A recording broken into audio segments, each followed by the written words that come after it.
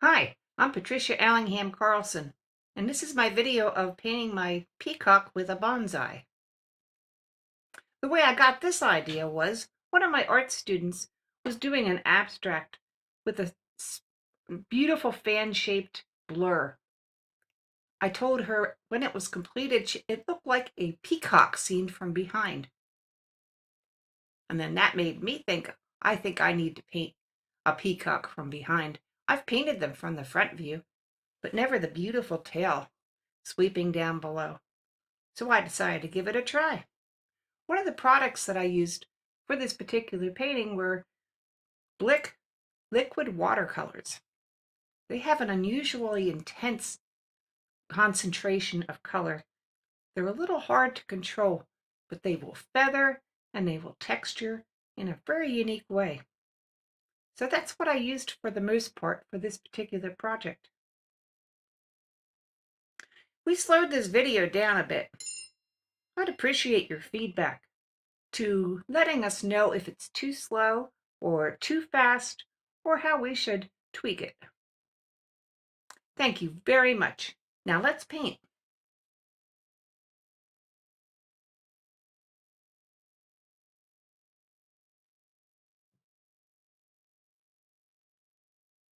I began just using water and dropping in the liquid paint. This was dropped into a very wet surface. I put the paint down and it spreads. I use water and spray to make it spread some more.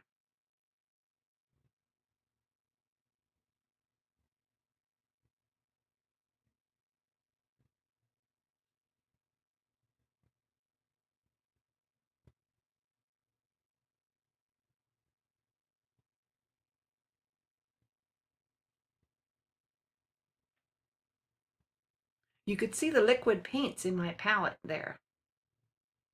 I am using them full strength. They can be diluted, but I just used them as they came out of the bottle. You could see how brilliant the colors are. If you drop them down onto the damp paper and then don't spread them around, they will often just stay right where you put them.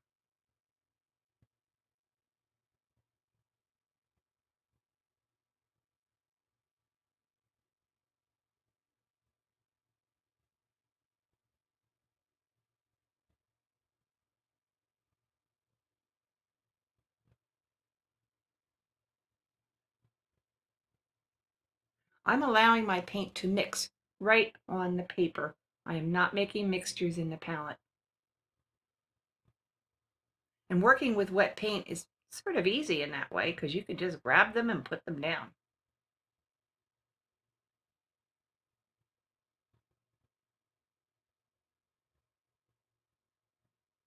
Dropping in some salt.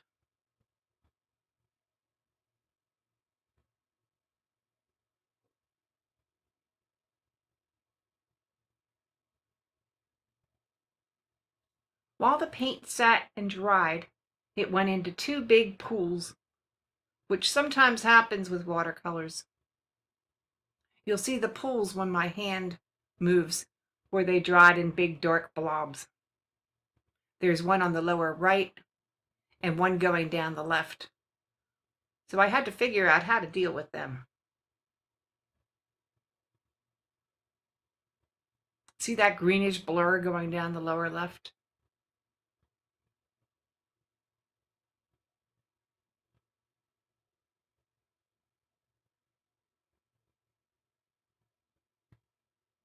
Before I started working on the peacock bird, I decided to put in a light background. Very undefined, just colors blurring around. Here I'm brushing off the salt.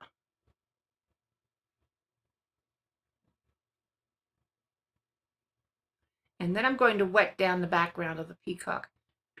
If you use this liquid watercolor paint, you have to be very careful not to touch the paint that's dried.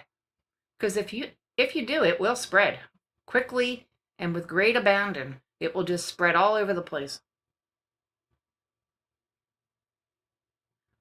Some of my students don't like it for that reason.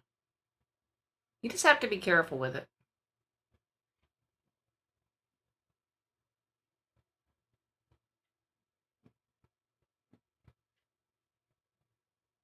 The paper's wet. I allow it to dry just a little bit to have some control. And then I'm coming in with a mixture of indigo and Payne's gray. And I'm letting it just blur out. I'm also tilting my paper so it will drip downward.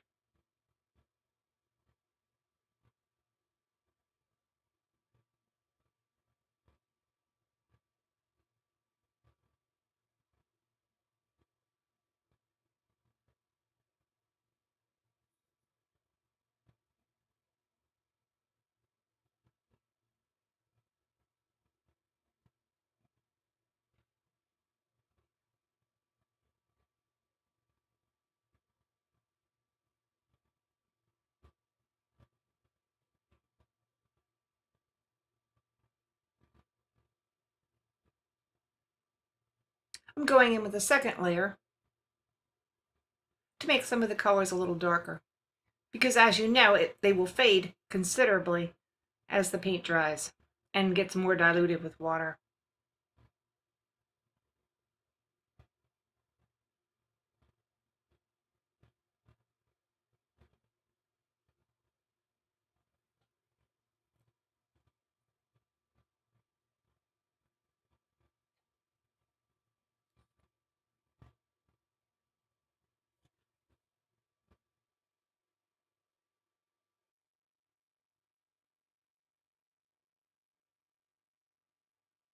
And after the Payne's gray, I come in with some yellow ochre and a little yellow paint.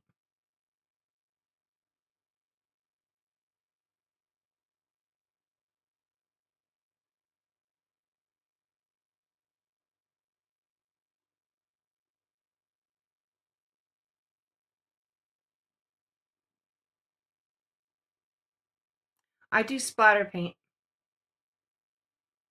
It helps to keep the textures that I apply random. And here a little bit of blue.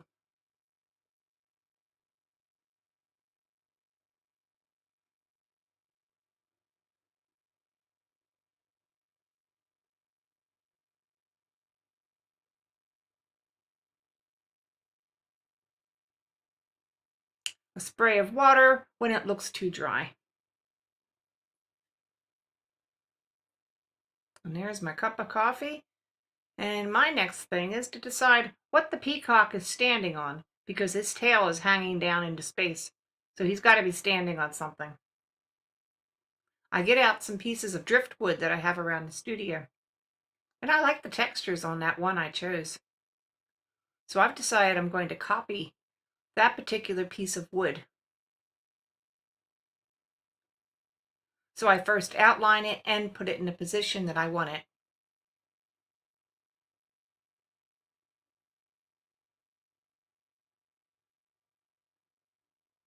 And then I figure out I want where the lower branch to go.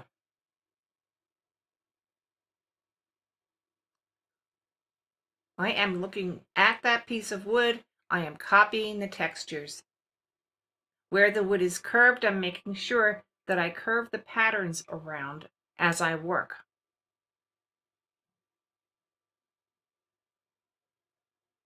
I'm using a mixture of Van Dyke brown and Payne's gray. I'm also using a little bit of raw umber.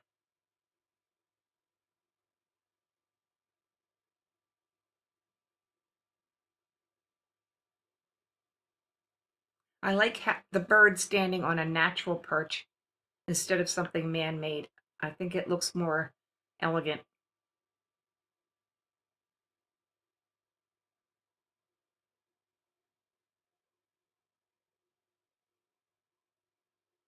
And you can see my model is laying there right on the paper. So it can't be any closer.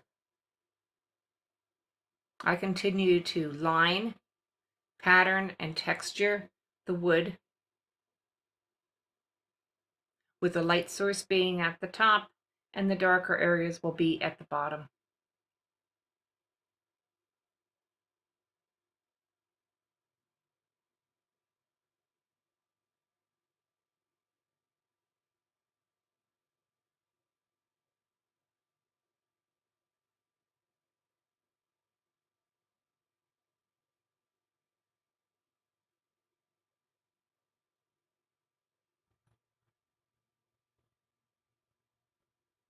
Have you ever painted a piece of driftwood? It's just fascinating and very much a challenge to do it right too. Takes a lot of practice.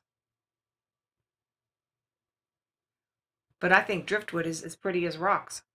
So I have some around the studio for many projects. Once I've gotten the wood partially done, I begin working into the feathers and doing some detailing.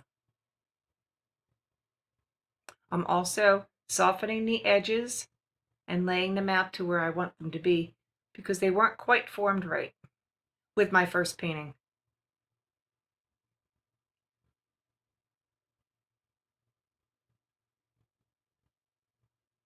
And now I'm laying in a second color layer for the wood to make it darker and richer. Here I'm bringing in a little bit of burnt sienna and a little bit of yellow ochre too.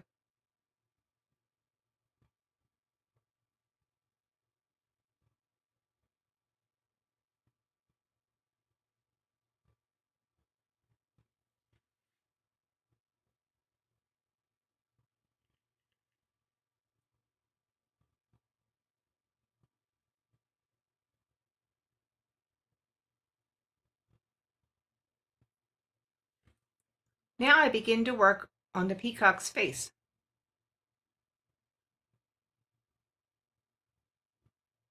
I'm bringing in the dark facial markings and I'm defining the bill.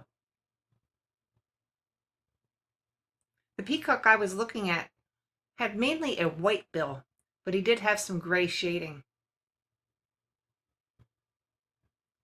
And then the peacocks have this splendid comb coming off of their head.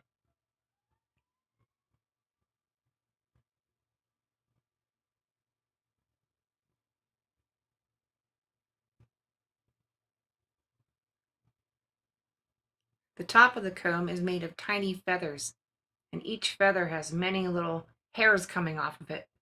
So that's what I'm painting in now. I'm using turquoise, I'm using cobalt blue, and I'm using a little bit of purple. I have to use a very fine brush to get the thin feathery parts that come up, almost looking like hairs.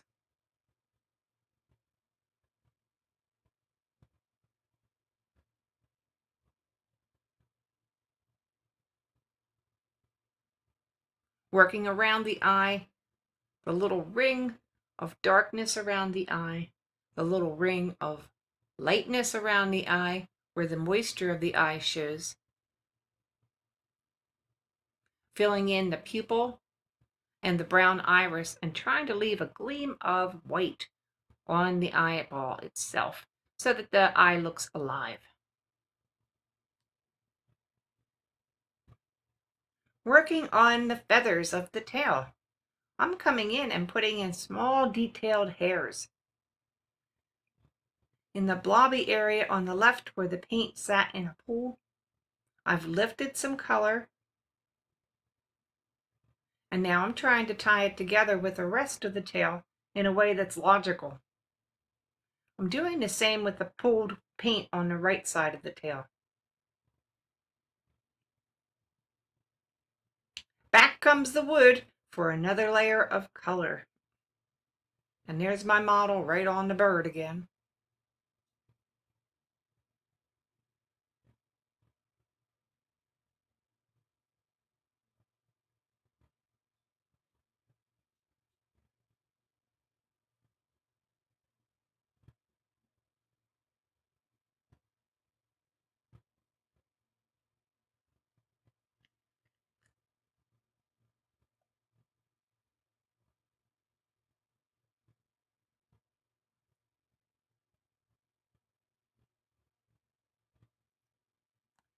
Working on the tail again, I'm coming in and showing some outlines of the feathers to show the direction of how they're laying. The little hairs at the end of each of the small spots on the feathers, and trying to direct the eye down the tail in a sweeping manner. You can see I'm darkening under some of the individual feathers. And I'm thinking it's done. But it sat for a couple days and it didn't look done to me. And it occurred to me that it might need to be turned into a bonsai branch and get some flowers. So I got out some other sticks I had in my studio and tried laying them around. I looked at some images of bonsais too. And my husband and I have dabbled in raising bonsais, so we sort of know how they grow. Any branches coming out with a bonsai bloom on it would have to be logical and realistic to make it look right. So I began painting very thin branches. What I say is, you can always make a branch thicker, but it's hard to make it thinner once it's thick. So I start overly thin, and then I can widen it if I need to.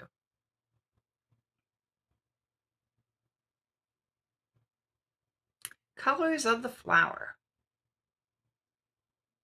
I thought pink might work, so that's how I started. Before I put down a pink flower on a colored ground such as I have in the background, I'm lifting some of the paint so I can get a cleaner background to paint a bright color onto.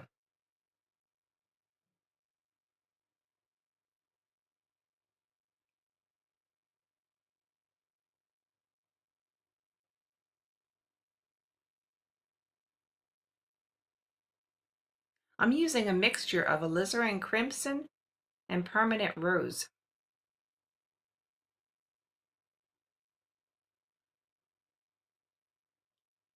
For most of the flowers, I'm wetting an area and then putting the colors into it so they will blur and soften and look very fragile and natural. At least that's my aim.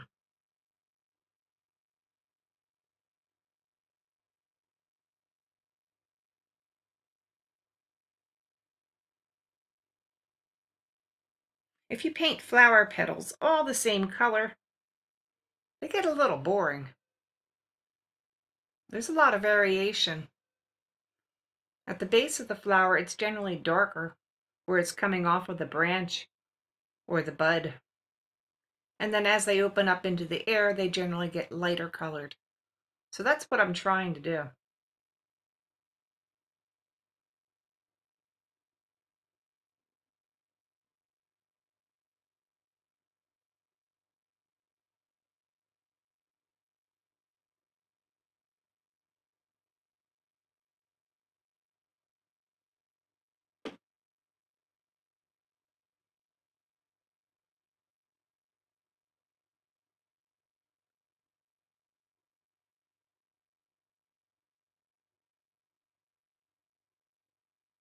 And in trying to keep it simple, I'm just keeping the flowers very sparse on the right and filling them out on the left.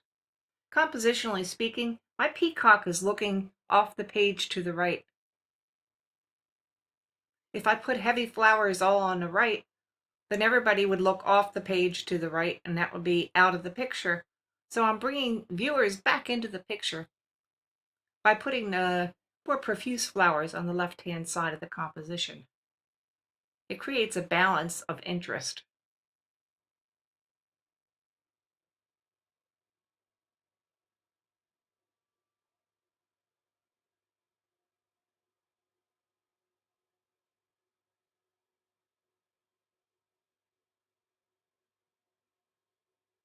I'm continuing to work with these small flowers, extending them with water, putting a small green stem at the base of the flowers.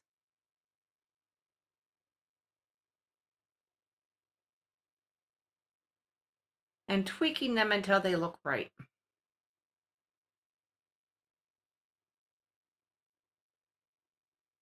And somehow that pink color started to bother me. So at a certain point, I bought a pale purple and blue on top of the flowers and decided to make them more of a plum color. I also thought that tied together better with the colors on the bird.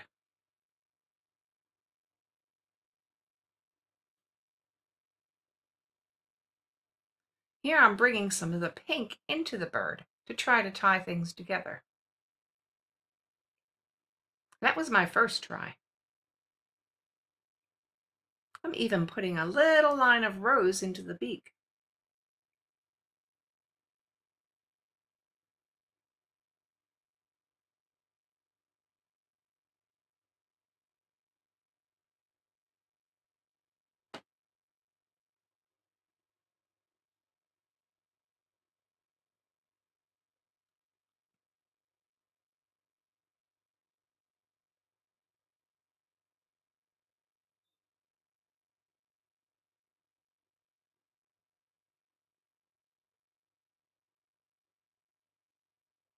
But I did end up going over with a light wash of blue and purple to turn the flowers plum, and that's the color that you'll see in my final shot.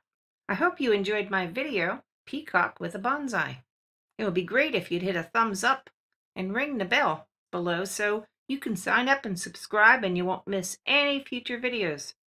There's more links below to my Facebook art page, my blog, products I like to use, like this liquid watercolor at Blick.com, and my own art products that I make, like posters and cell phone cases, shower curtains, all kinds of things with my images on them. Again, I appreciate your comments and would appreciate your feedback on how fast we are pacing our videos. Thanks for watching. I'll see you next video.